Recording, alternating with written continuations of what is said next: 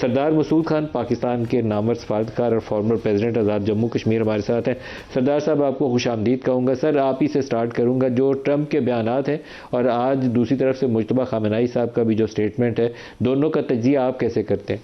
جی، یہ دونوں ایک دوسرے کے آمنے سامنے آ گئے ہیں، اور جیسے کہ آپ نے خود تجزیہ کیا ہے، انہوں نے بہت ہی انتہا پسندانہ یعنی کہ میکسیملسٹ سٹیٹمنٹس دی ہیں، اور جو درمیانی راہ کا کوئی راستہ یا درمیانی راہ نظر آ رہی تھی اس کے آثار معدوم ہو گئے ہیں، کم از کم ان 24 گھنٹوں میں۔ پس پردہ جو ہے اگر کوئی مذاکرات چل رہے ہیں تو ان کا بھی کوئی مستقبل روشن نظر نہیں آ رہا، کیونکہ میں سمجھتا ہوں کہ جو ان کے درمیان میسیجز ایکسچینج ہو رہے تھے اس کی آج خاص طور سے جو صدر ٹرمپ کی طرف سے یا امریکہ کی طرف سے تجویز گئی ہوئی تھی ایران کی طرف، اسے ایران نے جیسا کہ آپ نے خود کہا کہ مسترد کر دیا ہے مجتبیٰ خامنہئی صاحب نے۔ مجتبیٰ خامنہئی صاحب کے بیان کو بڑے غور سے پڑھنے کی ضرورت ہے، اور اس میں یہ ہے کہ ایک طرف تو انہوں نے کہا ہے کہ یعنی ایک اور دیوار کھڑی کر دی ہے۔ لوگ یہ کہہ رہے تھے نا کہ اگر یہ دونوں ممالک یعنی امریکہ اور ایران جو ہے یہ جو دوہری ناکہ بندی ہے یا دوہری بلاکیڈز ہیں ان کو ختم کریں تو پھر جو ہے اعتماد سازی ہو سکتی ہے اور دوسرے معاملات کے اوپر گفتگو ہو سکتی ہے۔ لیکن آج مجتبیٰ خامنہئی صاحب نے ایک اور دیوار کھڑی کر دیا۔ انہوں نے کہا کہ جو علاقائی ممالک ہیں خلیج فارس کے، وہ آبِ ہرمز کی مینجمنٹ کریں گے، یعنی انتظام و انصرام وہ سنبھالیں گے، جس میں یقیناً ان کا اشارہ جو عمان کی طرف ہے جو کہ دوسری آبِ ہرمز کی ساحلی ریاست ہے ایران کے علاوہ۔ دوسرا یہ کہ ان کا لہجہ بہت سخت تھا، مثال کے طور پر انہوں نے یہ کہہ دیا ان کو کہ یہاں سے امریکی فوجیں واپس چلی جانی چاہیے، یہ خلیج فارس جو ہے خلیج ریاستوں اور ایران کا علاقہ ہے اور بلا شرکت غیر ان کو اس کا انتظام سنبھالنا چاہیے۔ انہوں نے یہ بھی کہا ہے کہ انہیں تاوان چاہیے، وہ انتقام لیں گے، یعنی نہ صرف ان کے والد محترم بلکہ جو باقی لوگ مارے گئے ہیں اس جنگ میں، جو جنگ ان کے اوپر مسلط کی گئی ہے۔ پھر جو ہے ایک اعتبار سے انہوں نے یہ جو کہا ہے بہت ہی اہم بیانات ہیں کہ جو اور اس کا آپ نے صحیح نتیجہ اخذ کیا کہ جو انہوں نے کہا ہے کہ یہ جو ان کی نیوکلیئر، نینو اور بایو کیپیبلٹی ہے یہ اتنی ہی مقدس ہے جیسے کہ ان کی زمین، ان کی ہوا اور دوسرے اثاثے ہیں۔ تو وہ یہ کہہ رہے ہیں کہ ایک تو صدر ٹرمپ کا یہ دعویٰ مسترد کیا ہے کہ گزشتہ برس جو ہے جو جوہری تنصیبات تھی وہ تباہ کر دی گئی ہیں، اور دوسرے یہ کہا ہے کہ ہم ان کی حفاظت کریں گے۔ تو یہ اور امریکہ کو جو ہے یعنی ویسے تو انہوں نے جو خلیجی ریاستوں کو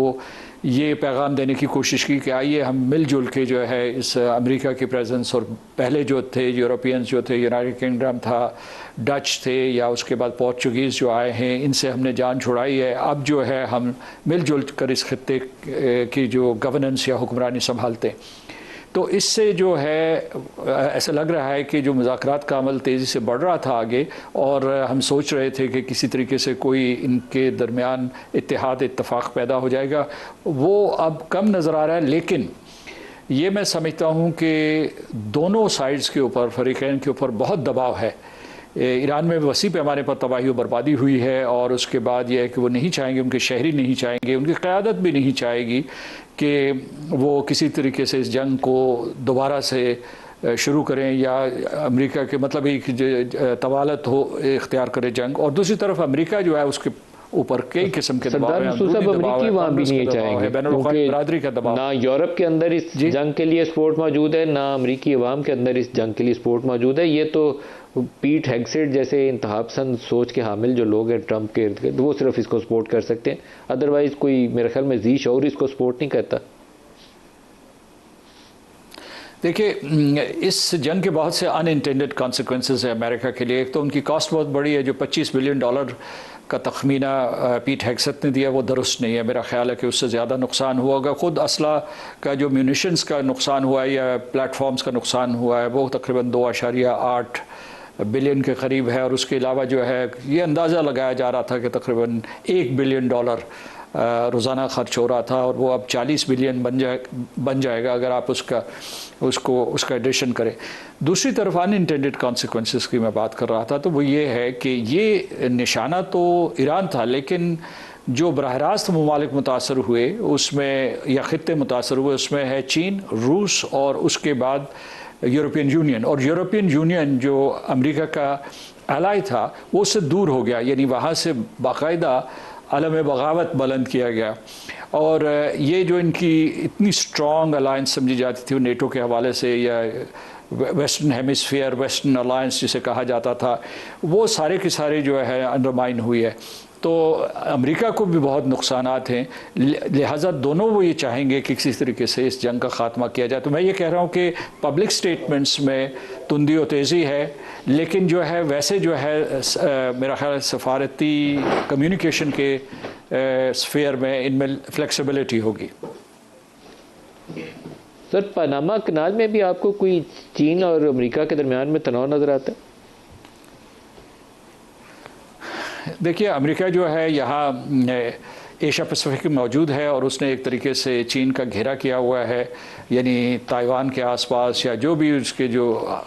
हलीफ ममालिक हैं, ये पूरे के पूरे नॉर्थ ईस्ट एशिया में। लेकिन अमेरिका जो है वो चीन को इजाज़त नहीं देता कि वो लातीनी अमेरिका में कोई किरदार अदा करे, और इसीलिए जब सदर ट्रंप आए थे तो उन्होंने उस कंपनी के ऊपर दबाव डाला था कि पनामा से जो चाइनीज़ के हिस्से में थे कि उनको वहाँ से बेदखल किया जाए। और उसके बाद जो है उन्होंने अभी जो कहा हुआ है कि उनका नेक्स्ट हदफ जो है इस ईरान ऑपरेशन के बाद या ईरान वॉर के बाद वो क्यूबा है। तो आपने देखा होगा कि अभी जो है लास्ट 24 आवर्स में बड़ा सख्त बयान दिया कि अगर क्यूबा के ऊपर आपने कोई हमला किया या कुछ, तो चीनी जो है वो क्यूबा के साथ खड़े होंगे। पनामा का अपनी जगह पे है, इनका तसादुम बढ़ रहा है, कशीदगी बढ़ रही है। तीसरा जो है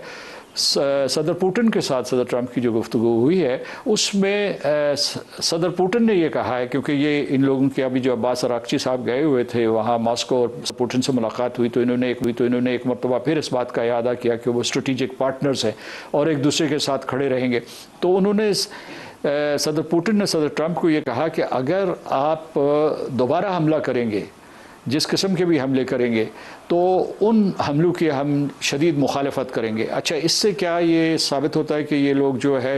इस जंग को वसीतर करने के लिए तैयार होंगे? क्या चीन बराह रास्त इस जंग में कूद पड़ेगा? रूस जो है बाकायदा किनेटिकली यानी अमलन जो है इस जंग में ईरान का साथ देगा? मुझे ऐसा नहीं लगता। मेरा ख्याल है कि इस वक्त जो तरजीहात हैं वो रूस हो, अमेरिका हो, चीन हो, या उसके अलावा जो यूरोपियन यूनियन, वो चाहते हैं कि यूक्रेन में भी जंग ख़त्म हो और यहाँ भी जंग ख़त्म हो, और सारी कोशिशें इसके लिए हो रही हैं। क्योंकि आपने पहले ही पूरे का पूरा मंजरनामा बता दिया कि माशी एतबार से क्या, माशी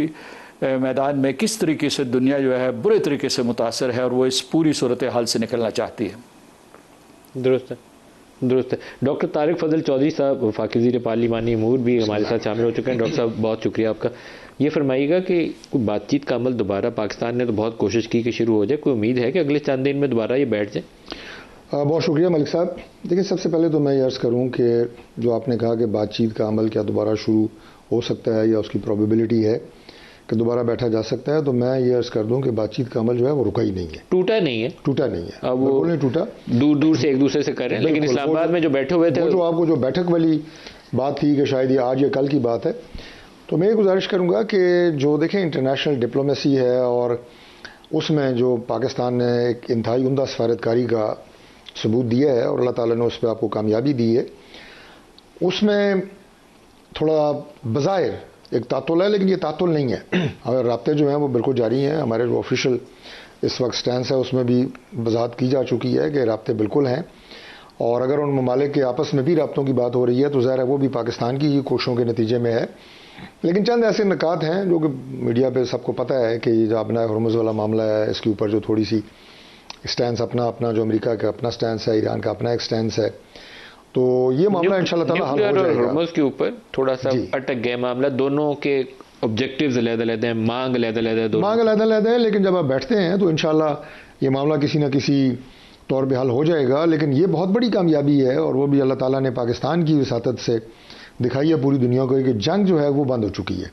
वरना जिस तरह से अल्लाह करे बंद ही रहे। मुझे तो ज़्यादा तशवीश इस बात के ऊपर है कि ये कोई दोबारा तनाव शुरू ना हो जाए। नहीं, हमारा ख्याल ये है कि इंशाल्लाह ताला ये जंग बंदी जो है ये रहेगी, और इसमें फौरी तौर पे ऐसे कोई इम्कानात नहीं है कि दोबारा जो है वो मिसाइल एक दूसरे के ऊपर दागे जाएं, और उससे पहले कि सूरत हाल उस नतीजे पे पहुँचे इंशाल्लाह ताला पाकिस्तान जो है वो कामयाब होगा, पाकिस्तान मज़ीद सुरखरू होगा, ہماری جو کوششیں ہیں اللہ تعالیٰ نے برابر کرائی ہیں. ہم انسان تو کوشش ہی کر سکتا ہے, لیکن پرائم منسٹر شہباز شریف صاحب, ڈار صاحب جس طرح انہوں نے, اور فیلڈ مارشل صاحب نے چند روز پہلے میں نے پوری دنیا کے سامنے ان کا ایک کردار آیا ہے, وہ سب نے دیکھا ہے. مسعود صاحب سے ہی چند روز پہلے انٹرویو کر رہا تھا, تو مسعود صاحب نے ایک بڑا نقطے کے اوپر زور دے کر کہا تھا کہ سائملٹینیسلی انہیں کچھ چیزیں کرنی پڑیں گی, کیونکہ پہلے تو ایک فیز پروسیس کا ذکر ہو رہا تھا نا. اب جیسے آبنائے ہرمز ہے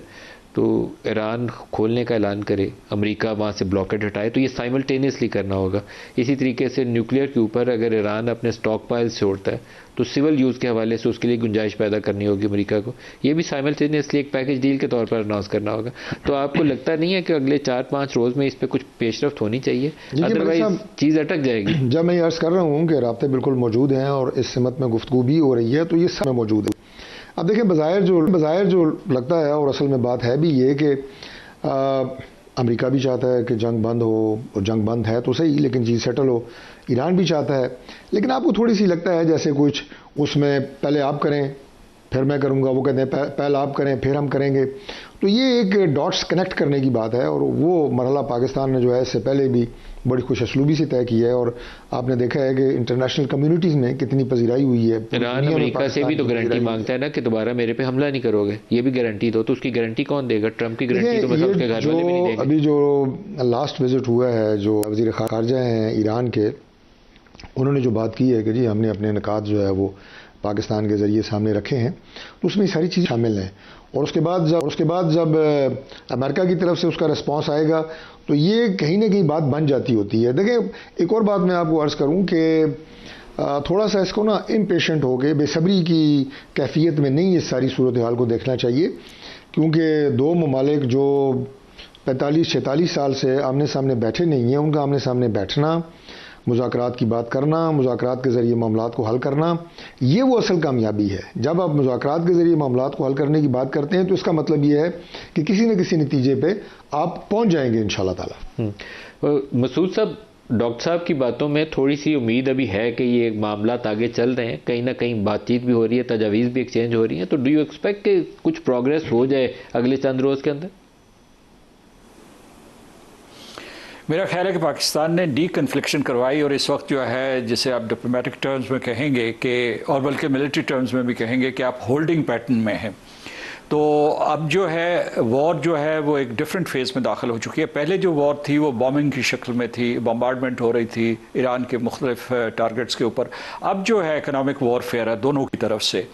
اور اس میں جو ہے مطلب امریکہ کو اعتماد ہے کہ ان کے جو بحری بیڑے یہاں موجود رہیں گے. ایران کی تمام بندرگاہوں کی طرف آمد و رفت انہوں نے ختم کر دیا ہے, تو وہ سمجھتے ہیں کہ اس سے ایران کا بہت بڑا خسارہ ہو رہا ہے جو ان کے لیے ناقابل برداشت ہے. دوسری طرف ایران نے اسٹریٹ آف ہرموز میں پابندیاں سخت کر دی ہیں, تو اس کی جو ساری بین الاقوامی برادری ہے, خاص طور سے معیشت جو ہے وہ یرغمال بنی ہوئی ہے.